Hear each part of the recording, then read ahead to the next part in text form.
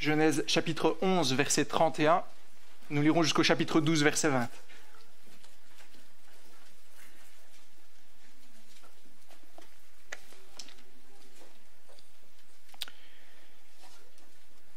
Térakh prit son fils Abram, son petit-fils Lot, qui était le fils d'Haran, et sa belle-fille Saraï, la femme de son fils Abram. Ils sortirent ensemble d'Ur en Chaldée pour se rendre dans le pays de Canaan. Mais arrivés à Charan, ils s'y installèrent. Térakh vécut 205 ans, puis il mourut à Charan. L'Éternel dit à Abraham, « Quitte ton pays, ta patrie et ta famille, et va dans le pays que je te montrerai. Je ferai de toi une grande nation, je te bénirai, je rendrai ton nom grand, et tu seras une source de bénédiction. Je bénirai ceux qui te béniront, et je maudirai ceux qui te maudiront. Et toutes les familles de la terre seront bénies en toi. » Abraham partit conformément à la parole de l'Éternel, et Lot partit avec lui. Abraham était âgé de 75 ans lorsqu'il quitta Charan. Il prit sa femme Saraï et Lot, le fils de son frère. Il prit aussi tous les biens et les serviteurs dont il était devenu propriétaire à Charan. Et ils partirent pour se rendre dans le pays de Canaan où ils arrivèrent.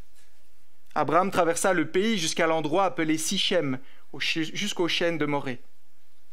Les Cananéens occupaient alors le pays. L'Éternel apparut à Abraham et dit, « C'est à ta descendance que je donnerai ce pays. » Abraham construisit là un autel en l'honneur de l'Éternel qui lui était apparu. Il partit de là vers la région montagneuse qui se trouvait à l'est de Béthel, et il dressa ses tentes. Béthel était à l'ouest et Haï à l'est. Là, il construisit un autel en l'honneur de l'Éternel, et fit appel au nom de l'Éternel. Puis Abraham continua par étapes en direction du Néguev. Chapitre 12, verset 10. Il y eut une famine dans le pays, et Abraham descendit en Égypte pour y séjourner, car la famine pesait lourdement sur le pays. Comme il était sur le point d'entrer en Égypte, il dit à sa femme Saraï, « Écoute-moi, je sais que tu es belle. Quand les Égyptiens te verront, ils diront, c'est sa femme, et ils me tueront, tandis que toi, ils te laisseront en vie. Présente-toi donc comme ma sœur, afin que je sois bien traité à cause de toi, et que je reste en vie grâce à toi. » Lorsqu'Abraham fut arrivé en Égypte, les Égyptiens virent que la femme était très belle. Les intendants du Pharaon la virent et la vantèrent au Pharaon, si bien que la femme fut emmenée chez le Pharaon. Il traita bien Abraham à cause d'elle, et Abraham reçut des brebis, des bœufs, des ânes, des serviteurs, des servantes, des ânesses et des chameaux. Cependant, l'Éternel frappa le Pharaon et sa famille d'un grand fléau à cause de Saraï, la femme d'Abraham. Alors le Pharaon appela Abraham et dit, « Qu'est-ce que tu m'as fait? Pourquoi ne m'as-tu pas informé que c'était ta femme? Pourquoi as-tu prétendu que c'était ta sœur? De ce fait, je l'ai prise pour femme. Voici maintenant ta femme. Prends-la et va-t'en. » Et le Pharaon donna l'ordre à ses gens de le renvoyer, lui et sa femme, avec tout ce qui lui appartenait. Une deuxième lecture en Hébreu, dans le Nouveau Testament, Hébreu, chapitre 11, versets 8 à 10. Hébreu 11, 8 à 10.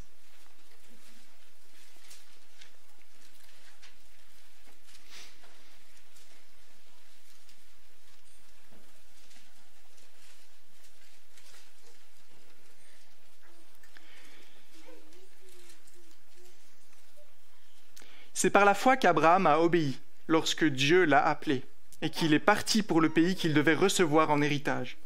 Et il est parti sans savoir où il allait.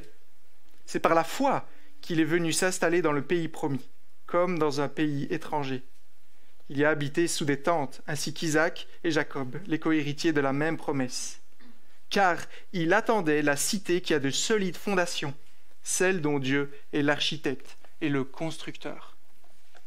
Dernière lecture, un tout petit peu plus là, 1 Pierre, chapitre 2, versets 11 et 12. 1 Pierre, chapitre 2, versets 11 et 12.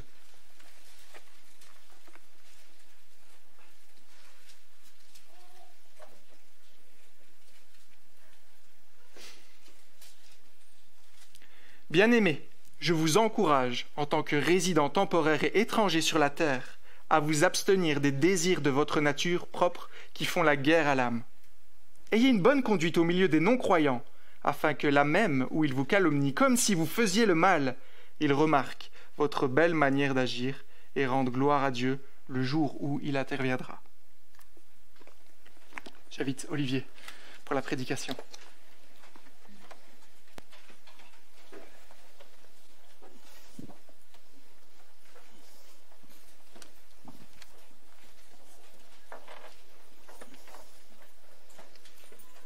Il y a encore toute une pile de questionnaires, si certains veulent les prendre, si ça les aide un petit peu à suivre.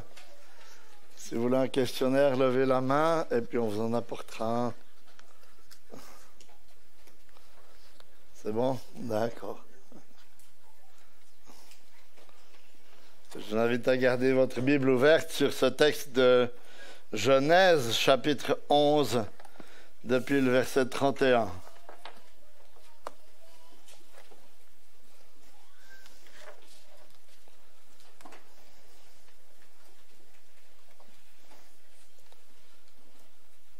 Comment est-ce que vous vous êtes imaginé la foi chrétienne et la vie chrétienne quand vous avez débuté? Est-ce que vous pensiez qu'une fois que vous étiez devenu chrétien, votre vie allait être un long fleuve paisible et tranquille, avec une foi stable et constante? C'est ce que beaucoup de gens croient. Et si les choses ne se passent pas comme ça, alors ils commencent à mettre en doute la réalité même de leur foi. Et ils se demandent si en fait ils sont vraiment chrétiens, ou s'ils sont des chrétiens, entre guillemets, normaux.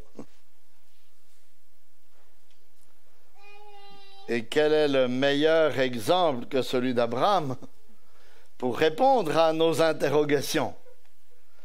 Lui qui est appelé le père des croyants et l'ami de Dieu, dans Jacques au chapitre 2, verset 23, et dont la foi est louée à plusieurs endroits dans le Nouveau Testament.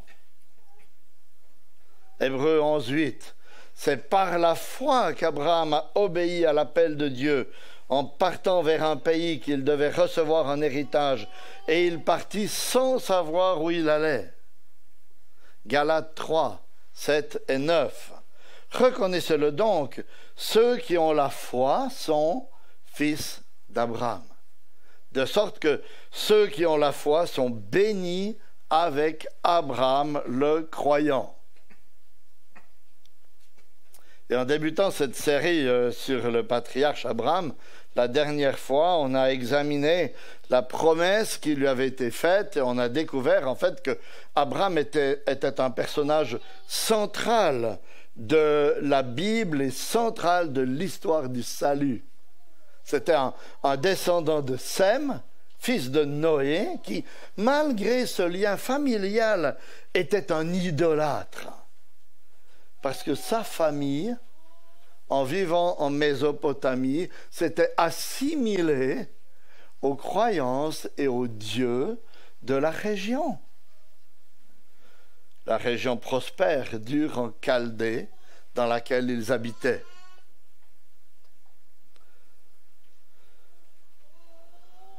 Et c'est alors qu'il était dans cet état spirituel d'idolâtrie, d'idolâtre, que Dieu l'a appelé pour en faire le père de la nation juive et surtout le père de tous ceux qui allaient croire.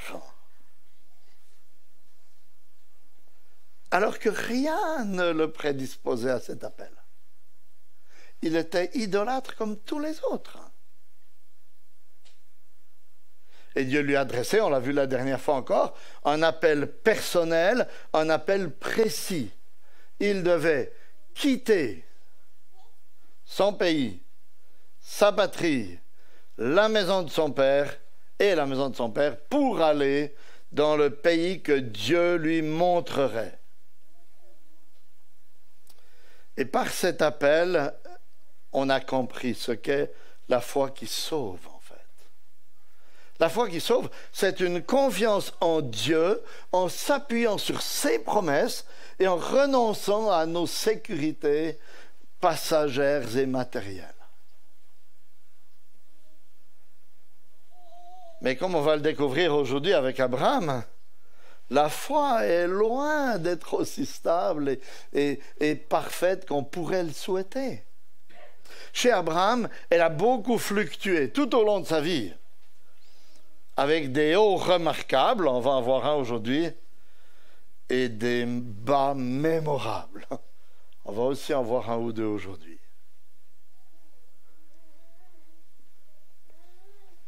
C'est pourquoi j'ai intitulé la prédication de ce matin « La foi d'Abraham éprouvée ». La foi d'Abraham éprouvée. J'aurai 3 points. On va d'abord voir la foi d'Abraham éprouvée ou à l'épreuve du compromis. Puis on verra la foi d'Abraham à l'épreuve du temps. Et pour terminer, la foi d'Abraham à l'épreuve des circonstances. Et j'espère que pour nous qui sommes déjà chrétiens, ces observations vont nous encourager et nous aider à voir où doit se trouver notre confiance dans notre vie chrétienne. Où doit se trouver notre assurance dans notre marche par la foi. Et j'espère que pour vous qui n'êtes pas encore chrétiens, qui êtes peut-être là ce matin, que cela vous permettra de saisir que ce à quoi Dieu vous appelle. Dieu ne vous appelle pas à une foi parfaite, sans faille, mais à une confiance réelle en lui, pour ce que vous avez compris de lui, pour ce que vous avez compris de l'Évangile. Alors commençons par la foi à l'épreuve du compromis. C'est le chapitre 11, verset 31, jusqu'au chapitre 12, verset 5. On l'a vu la dernière fois. La chronologie de la fin du chapitre 11 et du début du chapitre 12 est un peu compliquée. Parce qu'à la fin du chapitre 11, il semble que c'est Téra, le père d'Abraham, qui a quitté Ur des Chaldéens. Alors qu'au début du chapitre 12, l'appel est adressé à Abraham.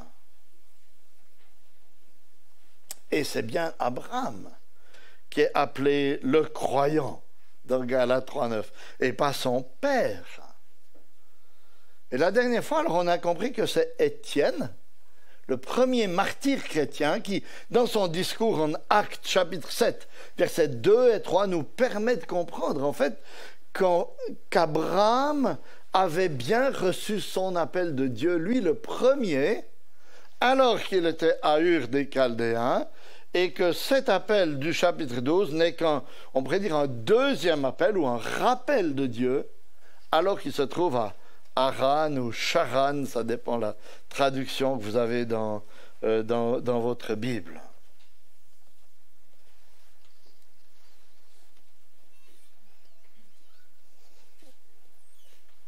Abraham est celui qui avait été appelé. Alors que s'est-il vraisemblablement passé? Le texte, quand on le regarde, reste extrêmement succinct sur toute cette situation. Mais je pense qu'on a le droit d'imaginer un peu le scénario. Abraham a reçu son appel de Dieu alors qu'il était domicilié à Ur des Chaldéens. Sans doute qu'il en a parlé à son père, qui, en bon patriarche de l'époque, un peu autoritaire, comme beaucoup de pères de tous les temps d'ailleurs, quand leur jeune fils veut quitter la maison, il n'y a pas besoin d'être un patriarche pour avoir de la peine, hein? Il a pris lui-même, son père, donc a pris lui-même l'initiative de quitter Ur avec son fils et sa famille.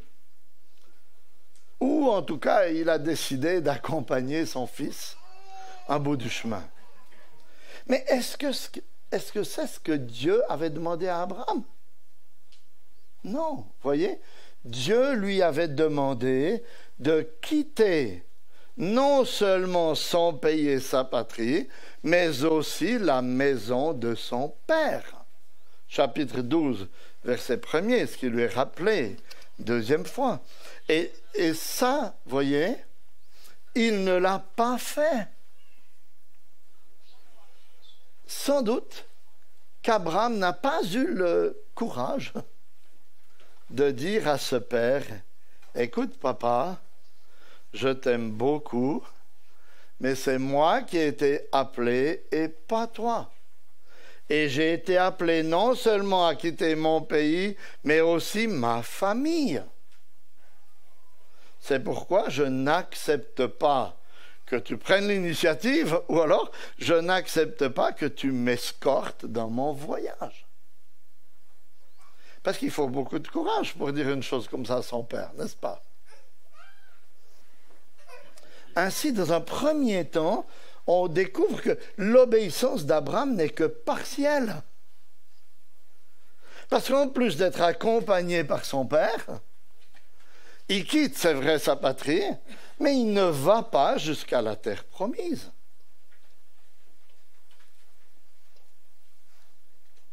Il s'arrête à peu près à mi-chemin dans son voyage, dans la ville de Charan. Je vous ai mis une carte et vous voyez à peu près où est la ville de Charan. Vous dites peut-être sur la carte, c'est pas très logique de passer comme ça en haut, de redescendre. C'est parce qu'il y a un grand désert entre la terre de Canaan et Ur de Chaldée. On peut juste pas traverser. Il fallait suivre les routes, souvent qui étaient le long des fleuves aussi. Et voyez, il semble que Charan était un peu la ville du bon compromis. Parce qu'elle était à la frontière de la Mésopotamie. Ainsi, Abraham pouvait se dire qu'il avait quitté son pays et sa patrie, bien qu'il n'ait pas vraiment quitté sa famille.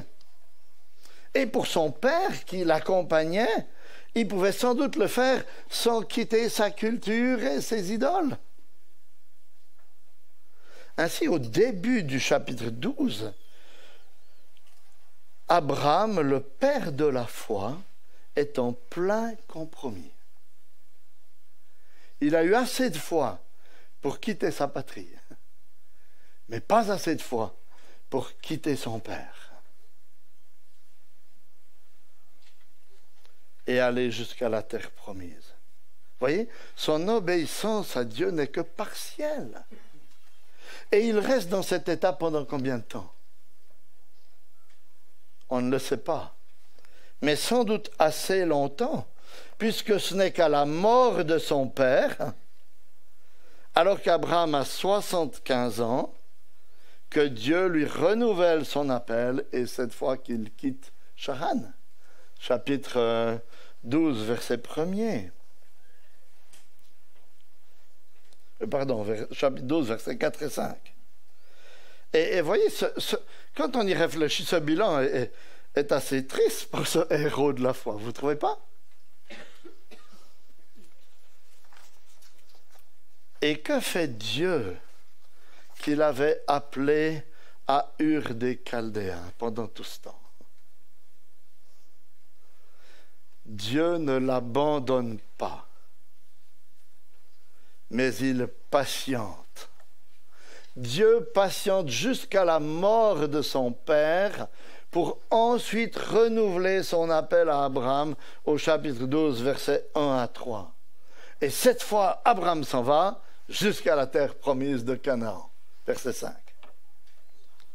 Et voyez, il me semble que cet épisode dans la vie d'Abraham met le doigt sur les compromis que nous sommes tous tentés de faire dans notre vie pour éviter les conflits, les difficultés, et ces compromis qui nous conduisent trop souvent à une obéissance partielle à Dieu. Ça peut être dans nos relations familiales ou amicales. Parce que souvent, quand on vient à l'Évangile, ces relations avec notre famille, avec nos amis, nos collègues peuvent devenir difficiles, n'est-ce pas? Et on est troublé pour savoir jusqu'où il faut aller, pour expliquer notre conversion, expliquer les sacrifices auxquels Dieu nous appelle, sans casser la relation avec nos proches, sans les scandaliser. C'est pas facile, n'est-ce pas? On a tous passé par là, à un moment ou un autre. Et on se trouve bien souvent dans une position de compromis, d'obéissance partielle, un peu semblable à celle d'Abraham. Pourtant, lorsque le Seigneur nous appelle à lui, le commandement de Jésus est très clair. Matthieu 10, 37, 38. « Celui qui aime père ou mère plus que moi n'est pas digne de moi. Et celui qui aime fils ou fille plus que moi n'est pas digne de moi. Celui qui ne prend pas sa croix et ne me suit pas n'est pas digne de moi. » Vous voyez, c'est un commandement par lequel Dieu ou le Seigneur Jésus nous encourage à le mettre lui à la première place, à oser confesser devant notre famille, devant nos proches, devant nos amis, même si cela nous coûte et que cela engendre des incompréhensions, des moqueries, peut-être des ruptures parfois. Mais ce n'est pas facile. Et comme Abraham, on est souvent tenté par le compromis, l'obéissance partielle. C'est pourquoi, quand des collègues font des plaisanteries grivoises, on fait semblant de rire. On masque nos prières avant le repas, quand on mange avec des amis, plutôt que simplement que d'oser montrer qu'on est chrétien. On n'ose pas parler du caractère exclusif de l'évangile de la croix du Christ, de peur de scandaliser notre famille. Et j'imagine, parce que moi ça me rappelle des situations concrètes, j'imagine que ça vous en rappelle peut-être aussi à vous, dans votre vie. Et c'est pourquoi, vous voyez, cet épisode dans la vie d'Abraham, bien qu'il ne soit pas là pour nous permettre de justifier ces compromis ou cette obéissance partielle, a vraiment de quoi nous encourager. Parce qu'il nous montre qu'Abraham, le père des croyants, le héros de la foi, a aussi passé par là. Et que malgré la faiblesse de sa foi, cette foi qui l'a conduit à s'arrêter en chemin, par exemple, à ne pas oser confronter son père, Dieu ne l'a pas abandonné. Mais il a été patient. Parce que vous voyez, la fidélité de Dieu ne reposait pas sur la foi d'Abraham, mais sur le caractère de Dieu qui avait appelé Abraham et qui lui avait fait la promesse. C'est ça qui est important de se rappeler. La fidélité de Dieu ne repose pas sur notre foi. On serait perdu si elle reposait là-dessus. Mais elle repose sur son caractère. Il est le Dieu fidèle qui appelle et qui tient dans sa main ce qu'il a appelé. Alors si votre obéissance à Dieu a été partielle, si votre foi est pleine de compromis, si votre nonchalance vous a amené à stagner dans votre marche chrétienne, ne pensez pas que tout est perdu. Parce que votre foi est un don de Dieu. Éphésiens 2, 8. Et si Dieu vous l'a accordé, alors il veillera sur vous jusqu'au bout. Parce qu'il est fidèle et il ne vous abandonnera jamais. Alors ne comptez pas sur votre foi, mais comptez sur lui. Ça, c'est la foi à l'épreuve du compromis. Maintenant, la foi à l'épreuve du temps. C'est les versets 5 à 9. Verset 5 nous dit qu'Abraham avait 75 ans lorsqu'il sortit de Charan pour se rendre dans le pays que Dieu lui a montré, le pays de Canaan. Mais quand il arrive et qu'il commence à traverser le pays, qu'est-ce qu'il découvre? Verset 6. Abraham traversa le pays jusqu'à l'endroit nommé Sichem, jusqu'aux chênes de Morée. Les Cananéens habitaient alors le pays. Il découvre que le pays n'est pas désert, mais qu'il est habité. Il est habité par des cousins très éloignés, les Cananéens, qui étaient des descendants de Cham, le fils maudit de Noé. Ainsi, Abraham ne peut pas tout simplement prendre possession du pays. C'est un peu comme si vous veniez sonner à ma porte et que vous me disiez que le Seigneur vous a dit qu'il vous donnait ma maison. Je ne suis pas sûr que je serais du même avis que vous, et sans doute que je sortirais mon couteau suisse pour essayer de me défendre. Vous voyez, quand Abraham arrive dans le pays, il a habité le pays. Et que se passe-t-il? Verset 7, Dieu lui apparaît et lui déclare qu'il va donner ce pays à sa descendance. Verset 7. L'Éternel apparut à Abraham et dit, « Je donnerai ce pays à ta descendance. » Alors ça, c'est pas dans le contrat. Ça remet un peu en question la promesse, non? Parce que Dieu lui avait dit qu'il lui donnerait un pays. Et maintenant, il arrive et le pays, c'est pour la descendance. Et le problème, c'est que de descendance, il n'en a pas. Il a 75 ans, mais sa femme, Sarai, est stérile. On l'avait vu au chapitre 11, verset 30. Donc il n'a pas de descendance. Et en plus, ça veut dire que s'il avait une descendance même, il allait être immigrant dans le pays pendant toute sa propre vie.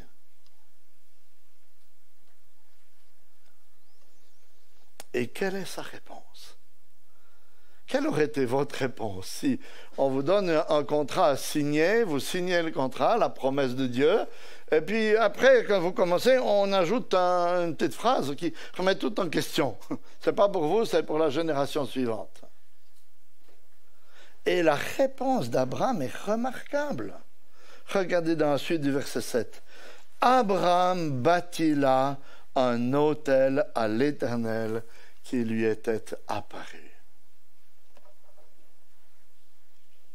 Abraham ne se plaint pas, il ne fait pas de reproche à Dieu, mais il adore l'Éternel. Dans un sens, c'est comme s'il lui disait, « Ok, Éternel, je me prosterne devant toi, j'ai confiance en toi, je sais que tu fais bien les choses. » Il se soumet à la décision souveraine de Dieu. Et alors qu'il sillonne ce pays qui ne lui appartient pas, il affiche clairement et avec beaucoup de courage sa foi en l'Éternel.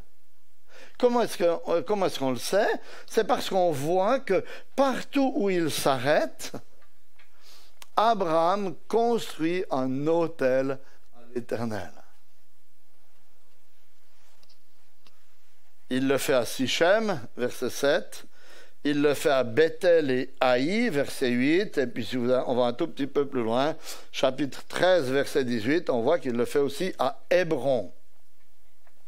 Si vous regardez la deuxième carte que je vous ai mise sur le questionnaire, ça veut dire qu'Abraham a un autel au nord, un autel au centre, un autel au sud du territoire de Canaan. Et il fallait beaucoup de courage et une grande confiance en l'Éternel pour faire une telle chose. Parce que les Cananéens qui possédaient le pays étaient des idolâtres qui pouvaient interpréter ces constructions comme des actes de provocation. Ils se déclaraient pour un autre Dieu. Mais ici, Abraham est ferme dans la foi. Il a confiance en Dieu qui a fait la promesse, même s'il ne voit pas comment elle va se réaliser. C'est un des hauts dans la foi d'Abraham. Et dans notre vie chrétienne, il nous arrive aussi d'avoir des hauts, n'est-ce pas? Des moments où on est plein de courage pour témoigner de notre foi autour de nous.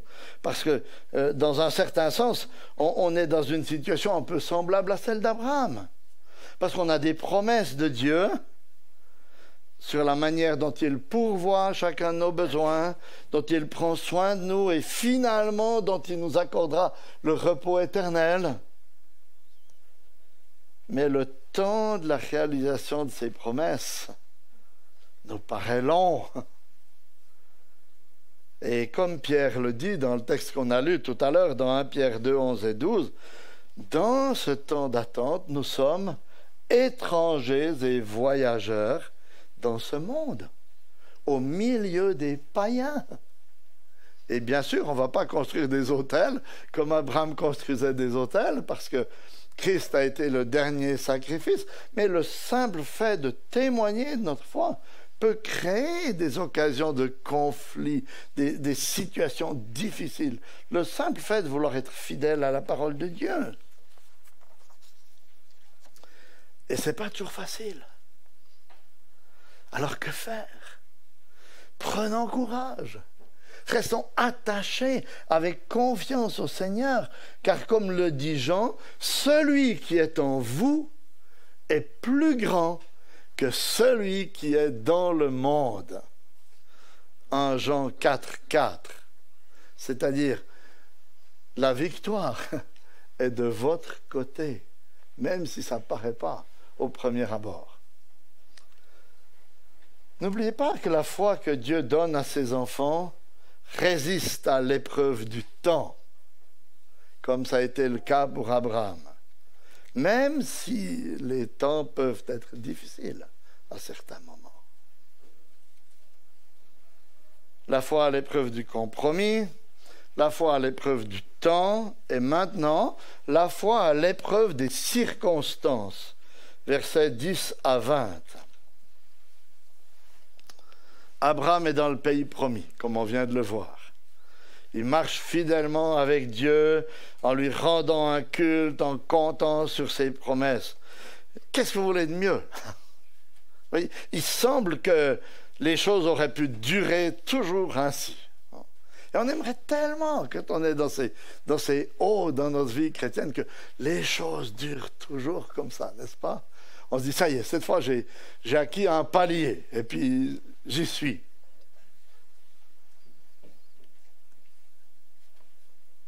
C'est tellement beau.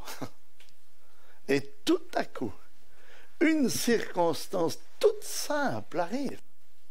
Verset 10, une famine. Une famine qui s'appesantit, c'est une famine qui dure sur le pays promis. Et patatras. Qu'est-ce qu'Abraham aurait dû faire? On le sait tous, n'est-ce pas? Sans doute que lui aussi il savait très bien, en théorie. Il aurait dû s'adresser à Dieu, il aurait dû rester confiant en Dieu, puisqu'il était dans le pays promis. Qu'est-ce qui pouvait lui arriver? Dans la main de Dieu, dans le pays promis, qu'est-ce qui pouvait lui arriver? Mais que fait-il? Il semble qu'Abraham oublie Dieu et qu'il prend l'initiative de gérer sa situation tout seul, selon sa propre sagesse humaine. Et c'est frappant, vous voyez, de constater dans les versets 10 à 16 qu'il n'y a aucune mention de Dieu et aucune mention non plus d'autel fabriqué ou quoi que ce soit. Alors que dans les versets qui précédaient, il parlait régulièrement de l'Éternel. C'est comme si Abraham avait oublié tout ce qu'il savait. Oublié tout ce qu'il avait vécu. Oublié Dieu, oublié qu'il existe, oublié qu'il est le maître souverain de l'univers, oublié qu'il l'a appelé, oublié qu'il a fait des promesses, tout oublié. Et à quoi cette sagesse humaine d'Abraham le conduit-il? Ça le conduit à une triste dégringolade. Verset 10, il quitte le pays promis, pensant qu'il trouvera davantage de secours dans la nourriture de l'Égypte que dans la main de l'Éternel qui lui avait fait la promesse. Et versets 11 et 12, lorsqu'il approche de l'Égypte, tout à coup, il voit surgir un problème. C'est que sa femme est très belle et que le Pharaon la verra. Et que quand il la verra, il risque de le tuer pour la lui prendre. Alors comment réagit-il face à ce problème? Sa sagesse humaine le conduit à agir d'une manière extrêmement égoïste. Il dit à sa femme, verset 13, « Tu vas dire que tu es ma sœur, afin que je sois bien traité à cause de toi, et grâce à toi, j'aurai la vie sauve. » Est-ce que cette information était vraie? À moitié. Puisque Sarah était sa demi-sœur, nous dit Genèse 20, verset 12. Mais voyez, au-delà de c'est pas un demi-mensonge, c'est un vrai mensonge en fait. C'est une mi-vérité, mais c'est un vrai mensonge. Hein. Ce qui est choquant, c'est qu'Abraham ne semble pas penser un instant à la sainteté du mariage et à la souffrance à laquelle sa femme risque d'être exposée. En devenant la femme du Pharaon, sans doute enfermée le restant de ses jours dans son harem. Vous voyez à quelle folie peut conduire l'égoïsme et les réflexions humaines. Et les versets suivants nous disent que c'est exactement ce qui s'est passé en fait. Verset 15, les ministres ont vu la beauté de Sarai et ils l'ont emmenée dans le palais du Pharaon. Verset 16, Abraham a été bien traité, il a reçu en échange de sa sœur du petit, du gros bétail, des serviteurs, des servantes, des ânes et des chameaux. Mais ça ne remplace quand même pas une femme. Quel bilan effroyable! Pour le Père, c'est le Père de la foi. N'oubliez pas, c'est notre Père de la foi dans le Nouveau Testament, Abraham. Le voilà maintenant, seul, sous sa tente, dans un pays étranger, avec sa femme dans le harem du Pharaon et sans aucun contact avec Dieu, parce que malgré cette situation, on ne voit aucun signe de retour à Dieu chez Abraham dans ces versets. Il n'y a pas des versets qui disent « il a construit un autel » ou « il est revenu à l'Éternel ». Rien. Et ça paraît être une situation sans issue, qui aurait pu durer jusqu'à la fin de sa vie. Mais l'Éternel était là. Que se passe-t-il alors? Verset 17. C'est l'Éternel qui intervient. Et que fait-il? Il frappe le Pharaon, verset 17 toujours, et sa maison de grandes plaies à cause de l'affaire de Sarai et femme d'Abraham. C'est le sommet, non? Je ne sais pas ce que vous auriez fait à la place de l'Éternel. Mais moi, j'ai des réactions plus charnelles que l'Éternel. Hein? Et c'est plutôt Abraham que j'aurais frappé de grandes plaies que le Pharaon. Parce que le plus coupable dans cette affaire, c'est pas le Pharaon. Il ne savait pas même que Sarah était la femme d'Abraham. Le plus coupable dans toute cette affaire, c'est Abraham. Mais Dieu frappe le Pharaon, qui dans un sens est plus sensible qu'Abraham à la voix de Dieu, et plus conscient qu'Abraham de la sainteté du mariage. Parce que dans les versets 18 et 19, Pharaon donne quasiment un cours de la théologie du mariage à Abraham. Il lui dit que s'il avait su qu'elle était sa femme, il ne l'aurait jamais prise. un idolâtre qui dit ça. Alors qu'Abraham donne sa femme que l'Éternel lui avait donnée au Pharaon. Et ce qui est extraordinaire, vous voyez, dans tout ce récit, c'est de voir la fidélité de Dieu en faveur d'Abraham, alors même que sa foi est au plus bas. Il se trouve dans une situation sans issue. Et après avoir essayé de se débrouiller tout seul par ses propres moyens, en prenant ses propres décisions insensées, sans se référer à Dieu, il est là et il n'aurait jamais pu s'en sortir. Et s'il y avait une situation assez catastrophique pour que Dieu l'abandonne, c'était bien celle-là. Mais même dans cette situation, Dieu ne l'abandonne pas. Il est là, il veille sur lui alors qu'il était au plus bas, et au moment opportun, il intervient en sa faveur afin de le sortir de cette situation inextricable. Quel encouragement pour nous qui nous mettons parfois dans des situations analogues à celles d'Abraham, à cause d'un fléchissement de notre foi, à cause de choix humains qui manquent de sagesse. Vous voyez, ce passage nous montre que le Seigneur ne délaisse et n'abandonne jamais ceux qu'il a sauvés.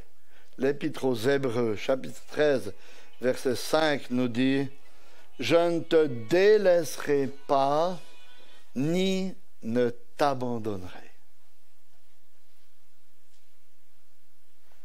Pourquoi? Parce que son amour pour nous ne repose pas sur la grandeur ou la petitesse de notre foi, mais son amour pour nous repose sur la perfection de l'œuvre de Jésus-Christ et sur la fidélité de Jésus-Christ à son alliance. Vous voyez? Parce que lorsque Dieu nous regarde,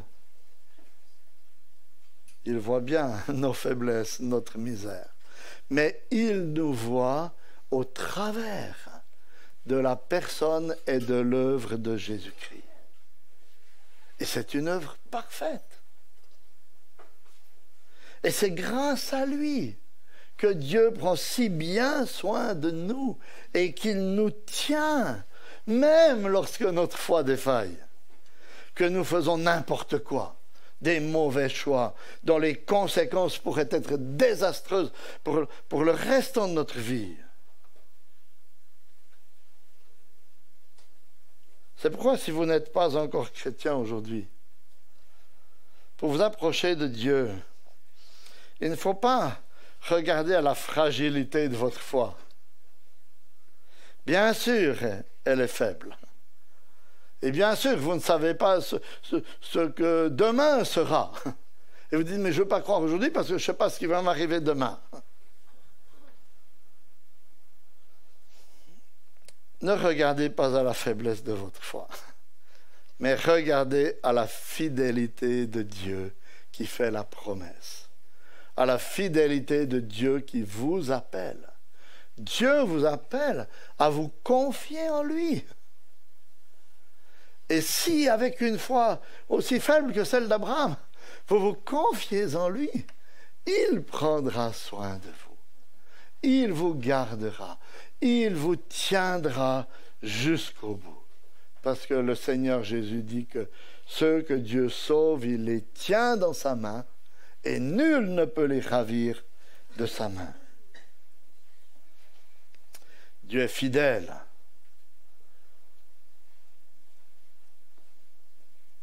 C'est pourquoi, qui que nous soyons, c'est en lui seul que nous devons nous confier. C'est lui seul que nous devons adorer. Vous voyez, parce que si nous sommes encore dans la foi aujourd'hui, c'est pas à cause de nous, mais c'est à cause de lui qui a fait la promesse et qui nous tient.